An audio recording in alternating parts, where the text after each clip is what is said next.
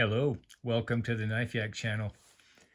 As promised in my previous video, in this one I'm going to demonstrate how to make the lanyards for folding knives in the manner that I am currently using.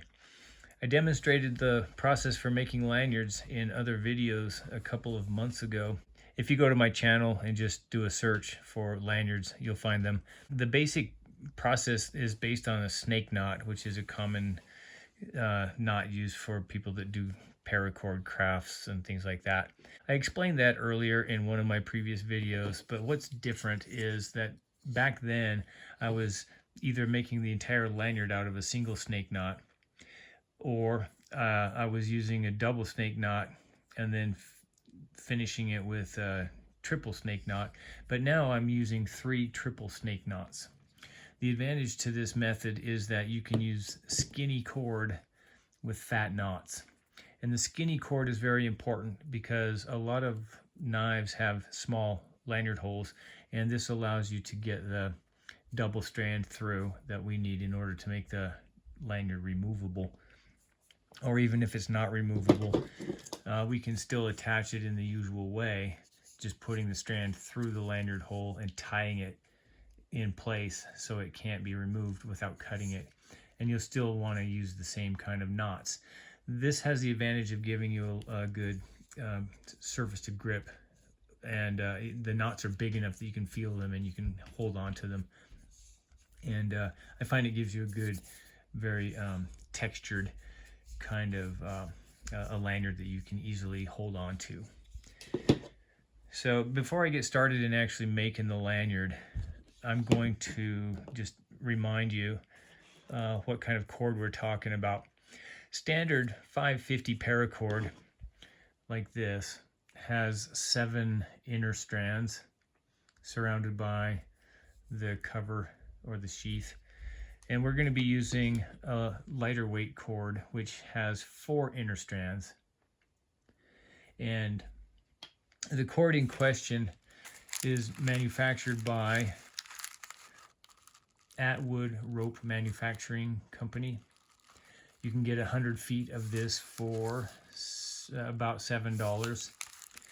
It's called Tactical Cord 3/32 inch, which is also 275 test as opposed to 550 paracord. This is 275 paracord, or cord. I guess they're not making parachutes out of this, but as you can see here, it has the 4 strand inner core.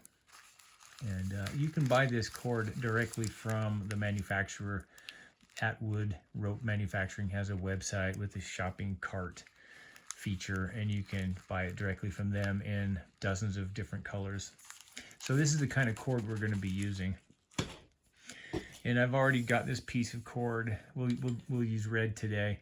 In order to make the lanyard with 3 triple snake knots, you'll want a piece of cord about 36 inches long. This is 1 yard, and that will give us the lanyard that we want in a useful. It'll be long enough that we can easily tie the knots, and we'll just trim off whatever part we don't use. So to begin with, let me suggest that you give some thought to how long you want your loop to be. So this part above the knots can be of any length you like. In my experience, I've found that for Spyderco Paramilitary 2, if this loop turns out to be 2.5 inches long, that will be about right. So I have a ruler here, and I'll just stick this in here and we'll measure it. I think it's about 2.5. So from the end of the loop to the place where the knots begin can be about 2.5 inches, and that'll be about right for a Spyderco PM2. So when I put this onto the knife, I always start it through on the clip side. I don't know if that matters, but that's just how I do it. So we put this through. If you don't want to actually measure the loop, you can just string it through. You can string the cord through there, and when you start tying your knots, you can you can kind of bend it over the top of the pommel, and you can you want to start your knots about where the end of the knife curves around towards the blade. So this little corner right here will give us a good indication of about how long we want that to be. And the reason that matters, if it does matter, is that we don't want our lanyard to stick straight up when the knife is clipped to our pocket. We don't want it to come down this way. We don't want it to stick straight up, which it would if we pack the knots right down against the knife. It'll be very rigid, and it might not position the knots where we want them to be in order to get a good grip with our hand when we draw the knife. So I like the first knot to come into position about right at the edge of my hand. So when I grab it, I'm grabbing it above these knots, and that allows me to pull the knife out of my pocket with sufficient depth or handle deep enough in my hand that I can reach the hole with minimal finger fidgeting or manipulation or whatever. So yeah, as a general rule of thumb, this loop, when it's tied onto the knife, will come about to the corner of the top of the pommel, right? And here you see, this is a different knife. This is the Spyderco Andella. On this one, you can see, again, the end of, or I should say the beginning of the first knot is just about at the end of the handle as it drapes or droops over. And as the cord breaks in, it'll start to conform to that shape, and it will lay, or I should say lie, exactly where you want it so that it'll be on the right side of the knife when you go to grab it. So over time, it will kind of train itself to just kind of hang there like that, okay? Rather than sticking straight up, right? So let's get started. I have my 3 feet long piece of cord, and I'm gonna put it through the handle of the knife. We'll tie our little lark's head hitch that holds everything in place. Now, as I snug that down, I can bring this down to that little corner that I talked about. That'll tell us about how long our loop is going to be. So I'll just kind of pinch it there. So when I did the snake knot, I mentioned that you start with the 2 strands lying one on top of the other, and we'll take the top strand, bring it around behind and around the lower strand to make a loop, and hold that in place with your thumb like that. And now I'll take the lower strand, bring it around the upper strand behind and up through that loop. And that gives me a single snake knot. I'm not going to tighten it down. I'm just going to let there be a little bit of a gap there where I can poke some additional strands through.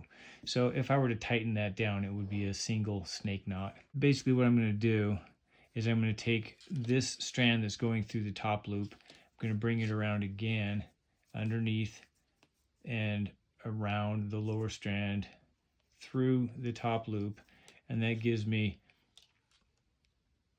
in addition to the first turn that I did, that gives me 2, and now I'll go through a 3rd time. So I now have 3 strands going through the top loop. I'm going to hold that all in place. I'm going to take the lower strand, bring it around the upper strand, and now I'm going to poke this up through those 3 loops at the bottom. There's once, and around again, and up through the 3 loops. That's twice for a total of 3. And you can see them right there. There's 3 strands there.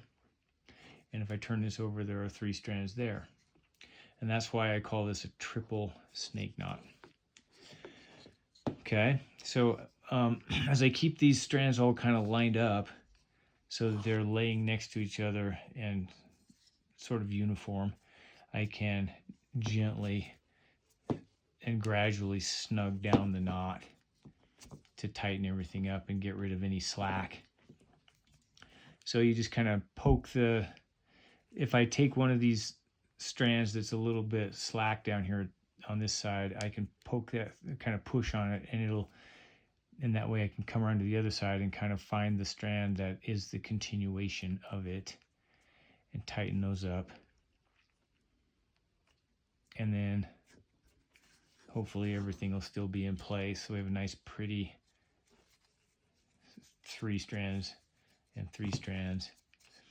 And then I can, now that I've got everything looking good, maybe I can, this one here at the bottom is too loose, and so I'll push on it, and I think that will become the middle strand here on this side. So I'll just pull on the middle strand on the opposite side, and then maybe the one next to it,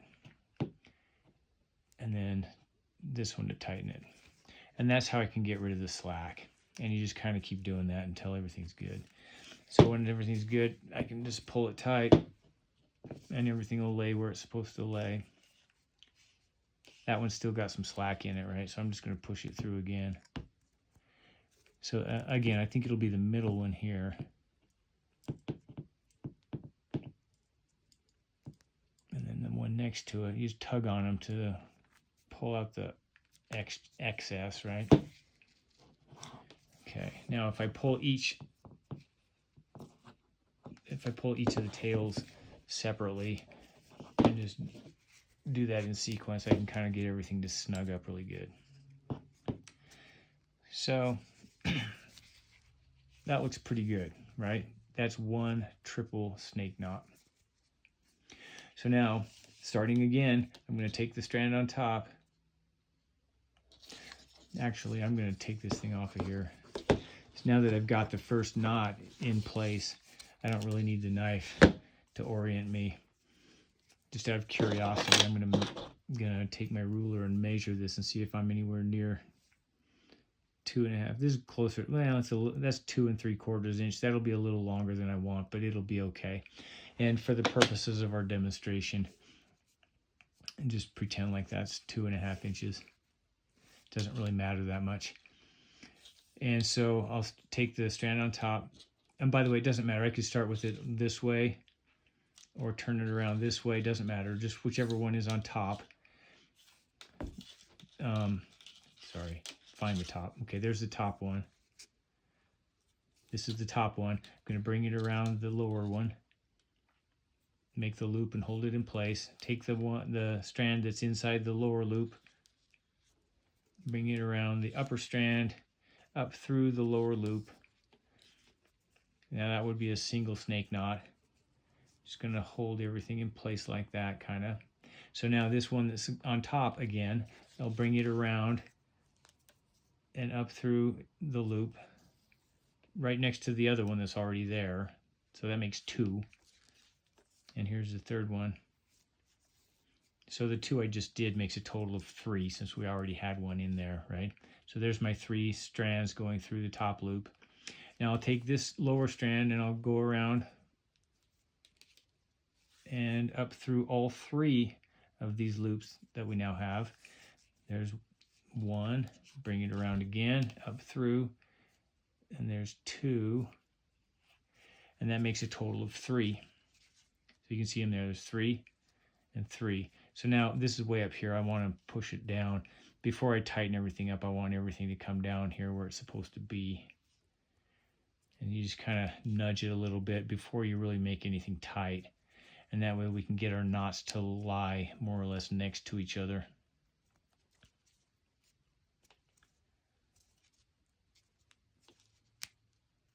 There we go. So if you push on the lower strand, on the first of the strands, it kind of brings everything else down with it, right? You just kind of poke it with your fingernail and push them into place. And there you go. And if you have anything that's got too much slack, like this one right here, this one here has a little bit of extra, it's loose and kind of got some slack in it. So I'll just kind of push on it, and then I'll turn the knot over.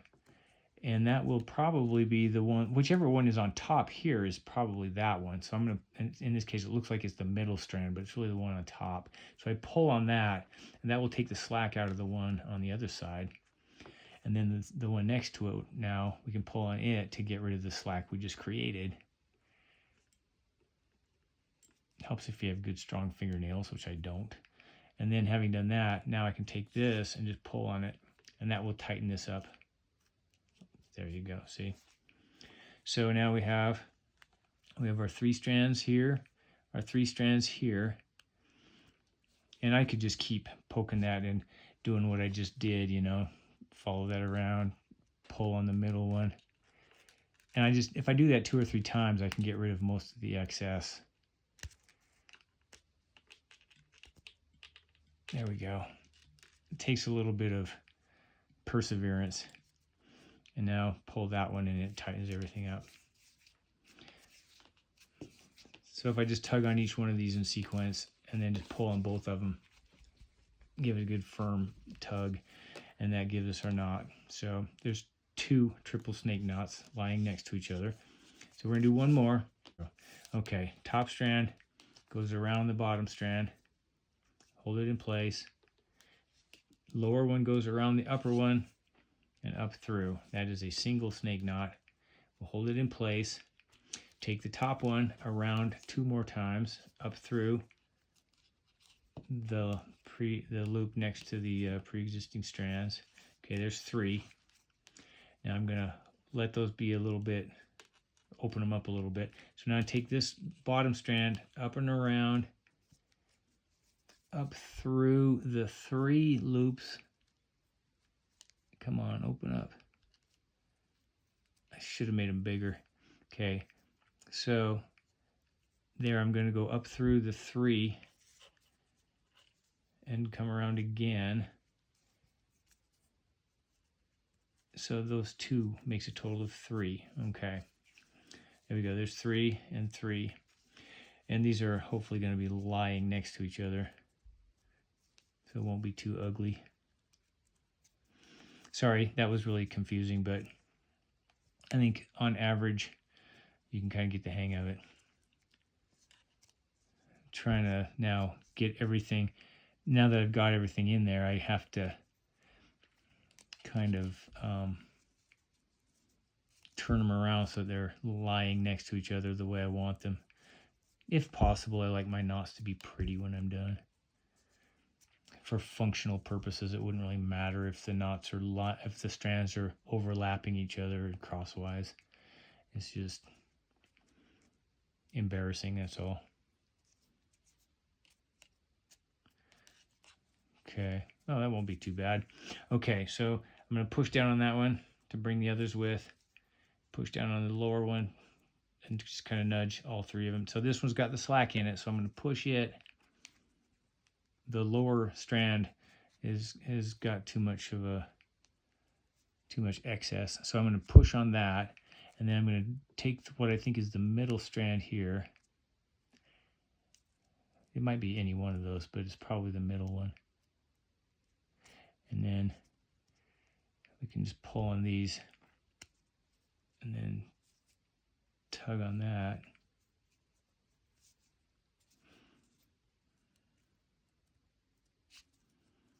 There we go. And I just keep doing that 2 or 3 times. You go around taking the slack out of whichever one seems loose, and then just pull on them. Okay, that's good. So we got knot number 1, knot number 2, knot number 3. Each knot has its 3 and 3 strands, 3 on each side. And now that that looks pretty good, I can now tighten it. Okay, and then when I'm done, I just trim this off at the length I want. Usually leave an inch or 2. And then we take our cigarette lighter and just burn off the ends to make them fuse together so it won't unravel. Right, you all know how this is done. You all went to scout camp, right? So there you go. So there's our lanyard. When I put this on the PM2, let's string it through the clip side, bring it around, tuck it into itself, and there we go. We have our lanyard. Did this come out about right? It's not bad. Okay, so when I go to grab this, this knot will come to rest right at the edge of my hand, and that will give me a really good purchase point. So when I pull that out of my pocket, I don't have to do a whole lot of finger gymnastics to get the knife where I need it to be so I can deploy it. There you go. Triple snake knot removable lanyard. Now, I mentioned that we're going to use a loop for this PM2. We use a loop that's about 2.5 inches. For these smaller knives, like the Micro Jimbo or the Little Native, the loop can be 2 inches rather than 2.5, and that will come out about right. But you can just experiment with that and just see what works. And if it turns out too long, just tie another one and do it a little shorter, or vice versa. So there you go. I hope that wasn't too confusing. I know it was for me, but hopefully you guys will figure it out. So you can go back and watch my previous videos about lanyards, and it might help clarify how you tie these knots, but that's the basic gist of it. So thank you for your patience and for your support, and I'll see you in the next video. Bye.